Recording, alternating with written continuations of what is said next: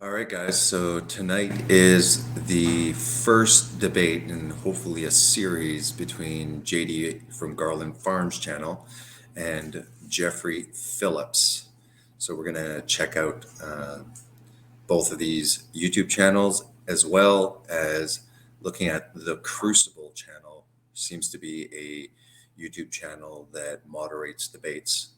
Um, to my knowledge, instead of jumping on all of the possible facets of the vegan debate between veganism and omnivorous diet, I believe that JD and Jeffrey are going to focus on the environmental effects of a vegan diet first. So that'll be the focus.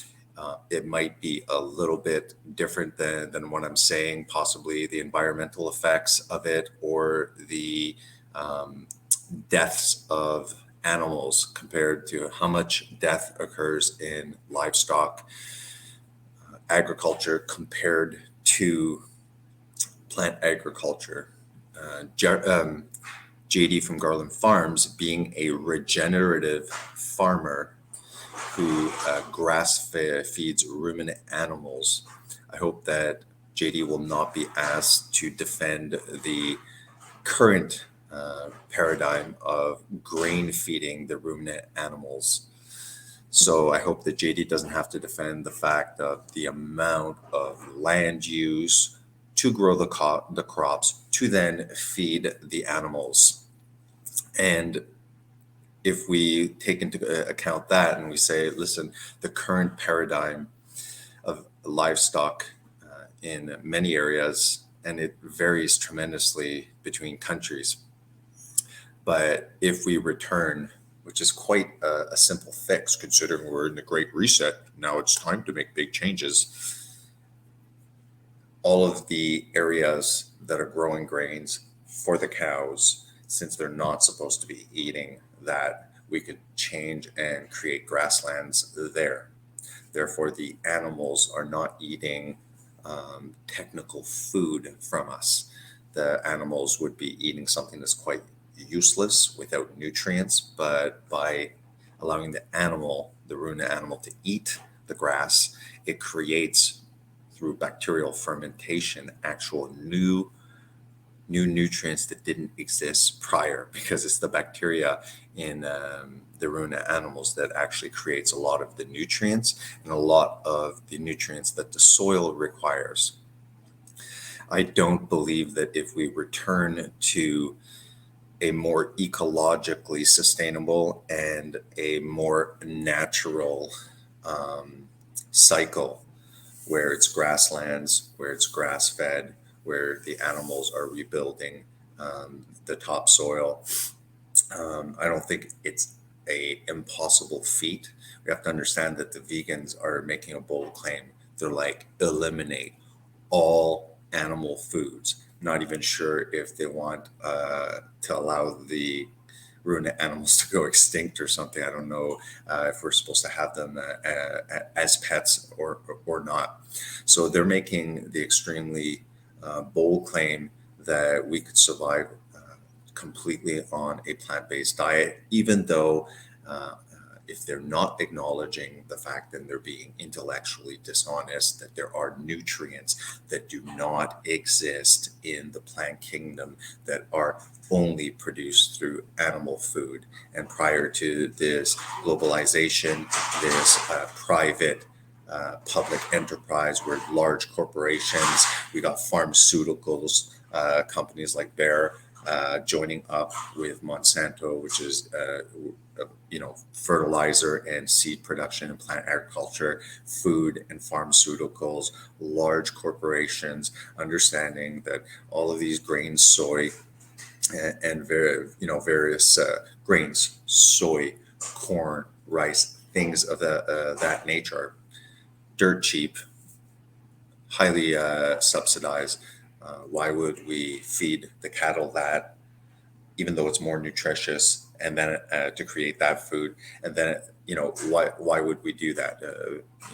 Basically, why don't we just feed the humans directly the cow food, like their ruminant animals, like they're carnivores, and don't require any of the food. This requires then that the global population becomes dependent on supplementation, and these nutrients are in forms that are either not bioactive, not bioavailable, very poorly absorbed, if not at all. Um, so you have that aspect. Um, so yeah, I hope that the debate will not be JD defending the current grain-fed system. So let's look at some of the articles, or let's screen share and go. Just one second. Go to screen share. I'll show you GAD's site.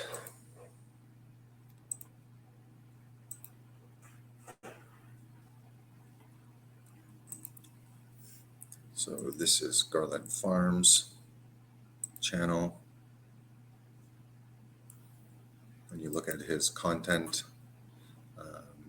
the videos are quite short. They focus on one aspect of debunking vegan claims, and also just educating us about actual facts around ruminant animals and farming, mostly debunking vegan claims. So directly confronts certain claims by vegan activists. Here's some very influential vegans like this guy, Joey Carbstrong as well. So he'll go after lifting vegan logic also. I like lifting vegan logic's attempt at sounding like an intellectual. Him too. When for some reason when you got like Australian or British accents, you kind of sound smarter just with your accent, I guess. Then after we have Jeffrey's channel, Jeffrey Phillips.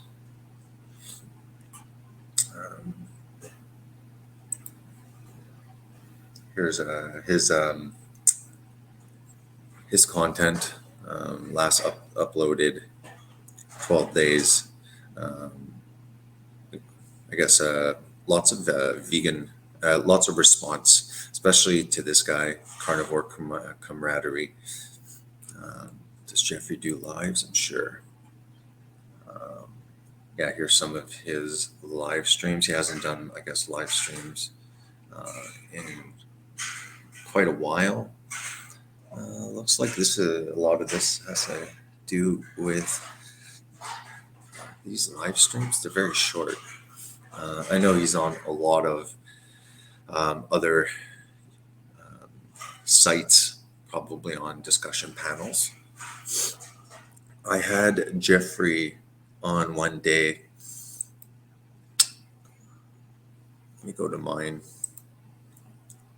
I hope I'm still sharing. So early on when this vegan debate was being organized, here's three of them that are basically me and JD kind of talking, wondering how this debate was going to go, snooping a little bit on Jeffrey's site, seeing how he debated that vegan carnivore. That kid is foolish, so it's an easy debate to kind of use him as an example and say, look how silly he is and unfounded his facts. I think JD is a lot more prepared. I also hope that, I guess, JD's there to defend his side, not there to convince Jeffrey at all. That would be a waste of time.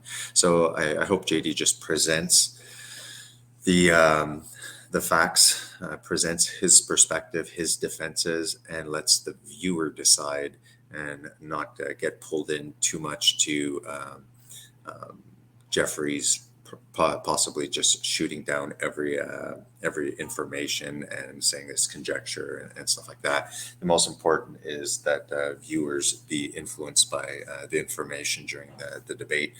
Um, I don't know why this one published second, but I started talking a good hour, 45 minutes almost with Jeffrey alone, getting to know him. It wasn't a debate. We both communicated in a pretty enjoyable conversation. Obviously, didn't agree with each other, but still managed to pull off a pretty relaxed conversation without anything getting heated or degenerating. Then after uh, JD, although I had to stop the stream for a reason, and we started the second stream, and JD, we had the opportunity to kind of have a cordial visit. We got into great conversations, and he was Jeffrey Phillips was very open to hearing the opinion, gave JD and I plenty of time to share. So I hope that is the same spirit of debate that we will experience. Maybe it won't. Maybe both of them will come out with the guns blazing. It's to see. I hope that it's quite fruitful, and that this is a unique debate that is both interesting for both sides, to vegan as well as omnivores and meat eaters, and people undecided, possibly open-minded people. I hope that we'll have a series with a good spirit of just honest sharing of views. I think I don't know. I've never been impressed with vegan debates. I've seen, especially with Vegan Gains, especially when they're publishing studies, I kind of hope, listen, get to the point,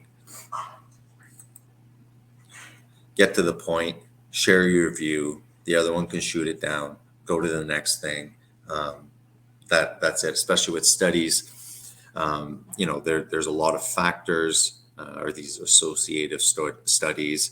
Also, there's when we look at nutrition, nutritional science, how it's pretty much garbage. Each side can present all sorts of studies, and then the other side can refute the quality of it. It just goes into circular arguments, and it's not interesting to watch. I find it quite boring.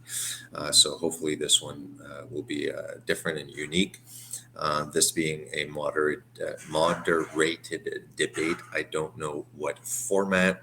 We have JD that posted on his community channel.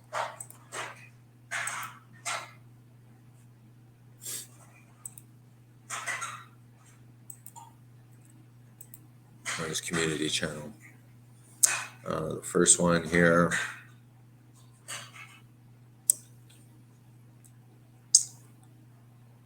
I have a formal debate, JD says, scheduled for tomorrow evening with a vegan/animal rights activist. This is a quote from one of the crop death studies he sent me that he will be using in his effort to portray crop agriculture as relatively non-lethal. Even the so-called vegan science is stuffed full of fallacies.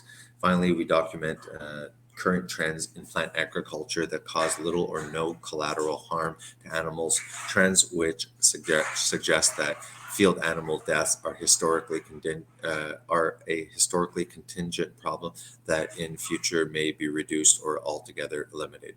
So I wonder if this will be a double standard where he can put this study where it says, it's not that serious, and in the future it won't even exist. So we'll manage to save, every animal altogether eliminated. I wonder if JD will be allowed to say, well, you know what, if we stop feeding them grain, there's plenty of room for those animals to be in those areas, or you can grow crops for humans if you like. Let's replenish the soil. Let's have the cows eat a normal plant-based normal grass?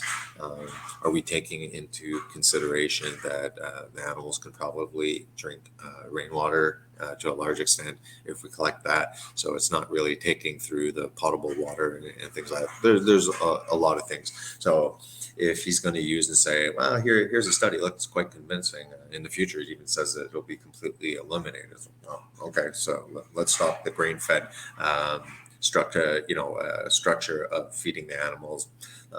Let's take that land and replenish the soil. Ensure that if they are grazing and replenishing the soil, that any of the byproducts that are created when they're actually eating and we're mimicking the natural ecological cycle. I'm sure that all of these ammonia and everything else will just be natural emissions. It doesn't mean that these substances are necessarily toxic if they're, like CO2. Cows produce the CO2, sure, and plants need it. So, it works well. It's kind of looks like a symbiotic relationship. There's CO2, there's carbon that's being emitted through, us literally extracting it or through human activities besides cows farting.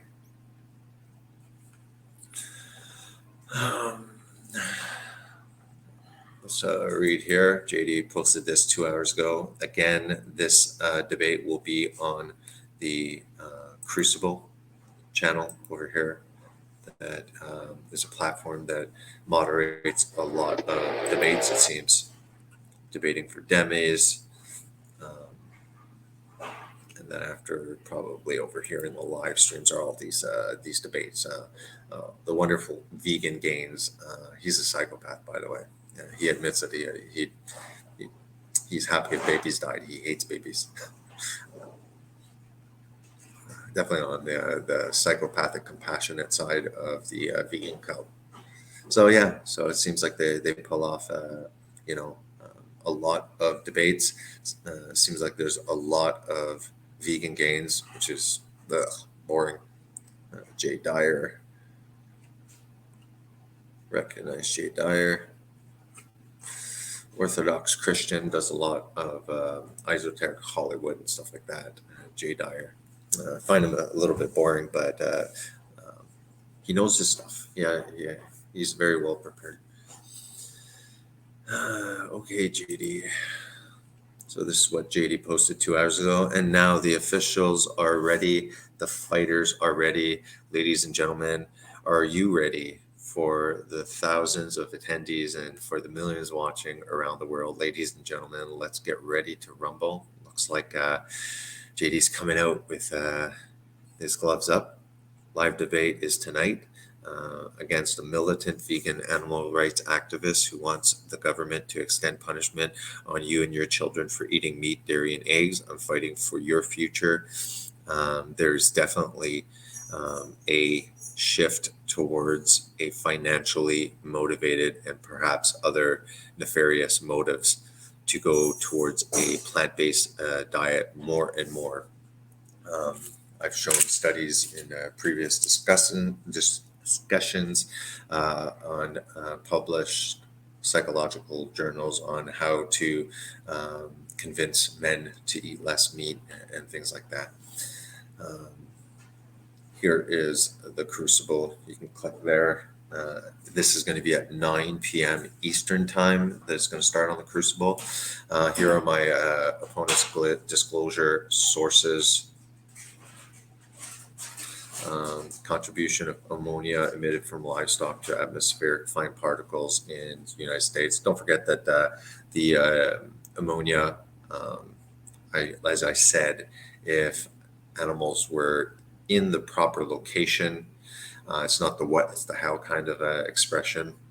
They're eating, they're grazing outside, if they're eating what they're made to eat and producing nutrients and building the topsoil, and we're changing the structure of the current livestock industry. And by the way, even with the grain-fed and livestock, science is continually pushing better and better practices.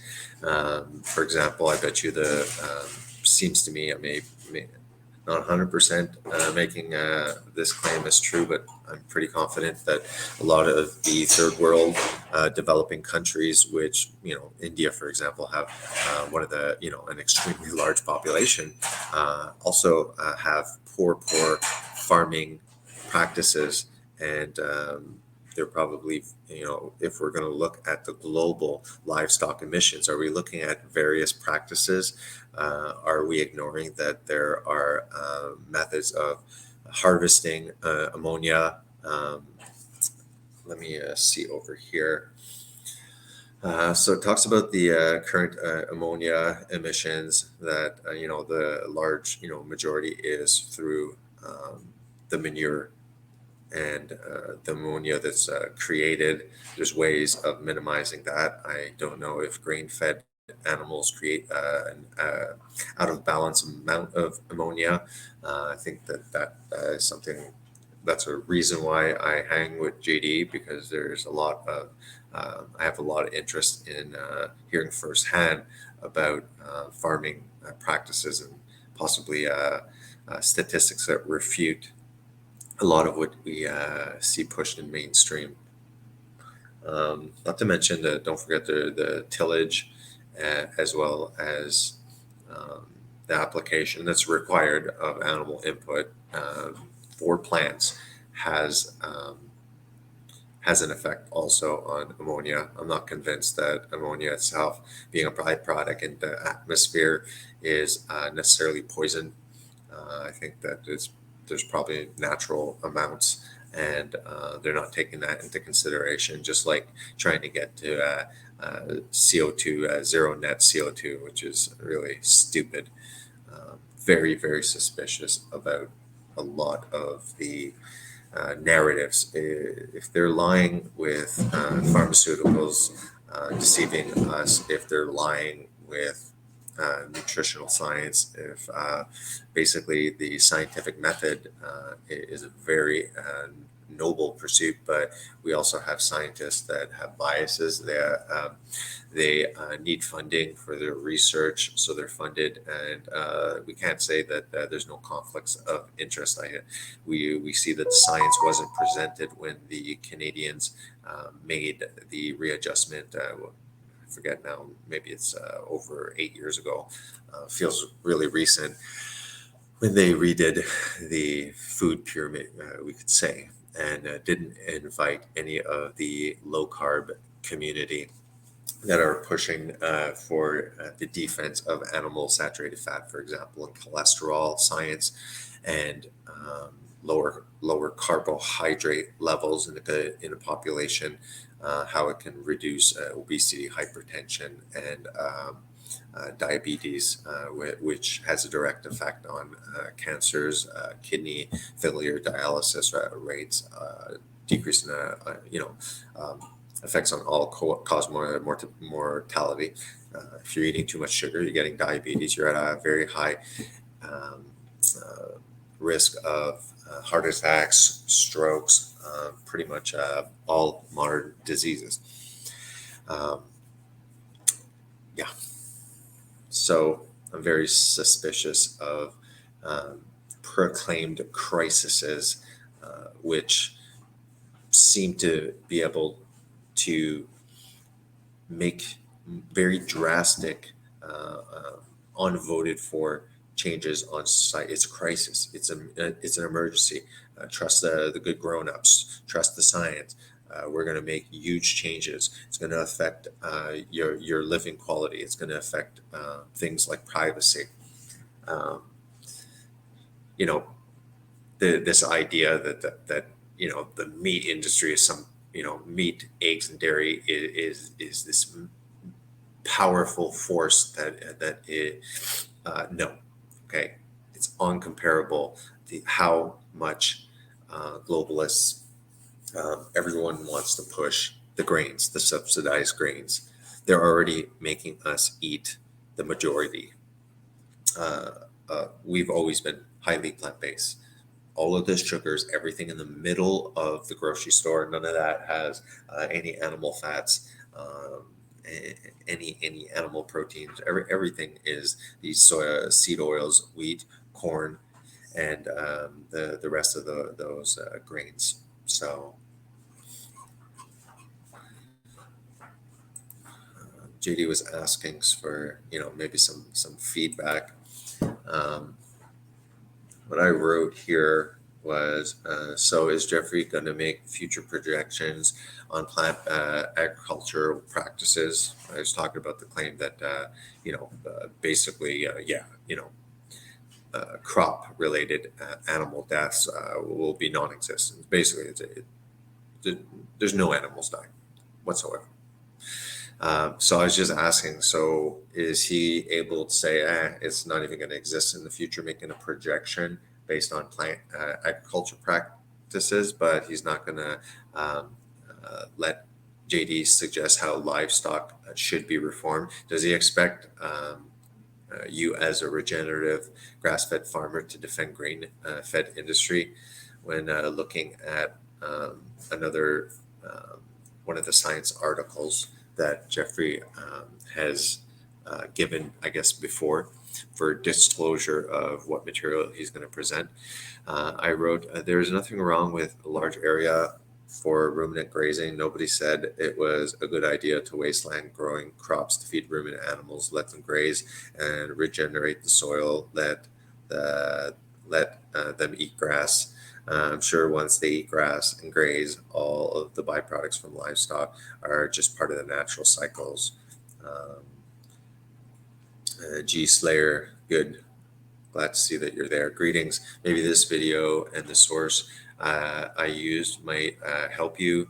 I am not looking for clicks because I stopped producing content 2 years ago. My beef with veganism. So maybe we can check that out later. Primal culture. Primal culture. Start producing content. Where we need your content out there. Have I been sharing? Yeah. Without livestock, farmland loses fertility and it becomes barren. Too much salt like the desert. Besides, we treat animals very carefully if we eat them. As the better we look after them, the better they taste. It's corporations and big money who don't care about the animals, not Susie, John, and Beatrice who homestead. Yeah, I mean, like we said, besides completely rehauling, into grazing methods, regenerative farming, and stuff like that. What about encouraging local farmers? Why don't we protect the farmers that are still local, still struggling, and go see them directly? Maybe we can help them, since they're pretty much getting shafted when they go to Tyson, JBS is it called, and Cargill, all of these, I guess, processing plants that are currently pretty much paying the animals, paying the farmer the price that it costs for him to bring it to market, where there's no benefit. Meanwhile, we can see that the animals, the cow milk, for example, that article with small video about the Canadian dairy farmer that is basically meeting his quota, so he has to throw down the drain 30,000 liters of perfectly good milk. That meanwhile, we can't get um, baby milk replacement and and stuff like that. Why don't we make cheese? Why don't we donate this? Why doesn't Canada export and produce fine quality cheese, for example? No, we're just going to dump out all of this food, not to mention all the culling of animals and just all the bureaucracy that they're doing. They're really trying to squish these farmers that are still trying to own their land, keep it in the family. That's it, guys. Just wanted to give a little bit of introduction, little bit of a pre-game show. Excellent work. Russ says maybe in part three, you could also address the consumption of water, electricity, in plant-based agriculture. So that's good, JD. Lots of feedback. Um, Many ranchers can't support field crops on their land. My parents have a ranch. It would never support anything but grazing animals. Yeah, I seem to have seen also important facts where it's like, look, there's some areas that would be wasted because we can't grow crops there. So if we can't grow crops there, then and we're able to have ruminant animals. We're able to have some kind of animal farming. What's wrong with that?